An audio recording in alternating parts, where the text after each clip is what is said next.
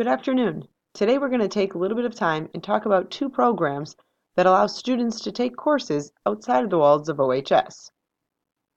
In case you weren't aware, students have some opportunities where they can take classes at a local technical college or university while they're still in high school. There are two programs set up to do this. The first is known as Start College Now and allows students in grades 11 or 12 to enroll in classes at a local technical college. The other program is known as the Early College Credit Program, which allows students in all grades to take classes at a public or private university. These programs used to be known as Youth Options, but due to recent legislation are now known by the names I just identified. The way the application process works is students fill out an online application to be used internally at OHS and then a paper application indicating which courses they may be interested in taking. They are not bound to take these classes, rather it just gives them that opportunity. Applications for the fall courses are due on March 1st, and applications for spring classes are due October 1st. Once the applications are submitted, our district must determine if the course is approved or not. There are several guidelines by which we must determine this.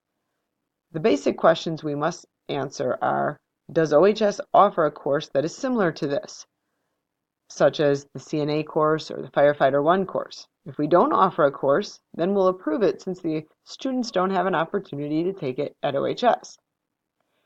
Another thing we must look at is, has the student taken this course in the past and failed, or have they taken more than 18 credits through one of these programs? If either of those are true, then the student wouldn't be approved to take the course. According to new legislation, we now need to look at the courses that are being requested and find out if there is at least an 80% overlap in the courses that we offer in order for us to deny them. This is where we need your help. You have access to a spreadsheet that lists all the classes that were requested for the fall semester of next year. We are asking that you take a few minutes and look over these courses requested via these programs. If you see a course that overlaps content in your area, please read through the course description provided and indicate if you feel there might be an 80% or more overlap in the content. In the next column, please explain where you feel this overlap might happen. You do not need to explain all the activities and learning objectives, rather just areas from the description of the course that you feel are already taught in some of our courses. This will be very helpful information and feedback for students in case they plan to enroll in the courses in the future. So to recap, we need you to go through this first column and either write yes or no if you feel that we offer at least 80% of what's being described, or no if you feel that we don't.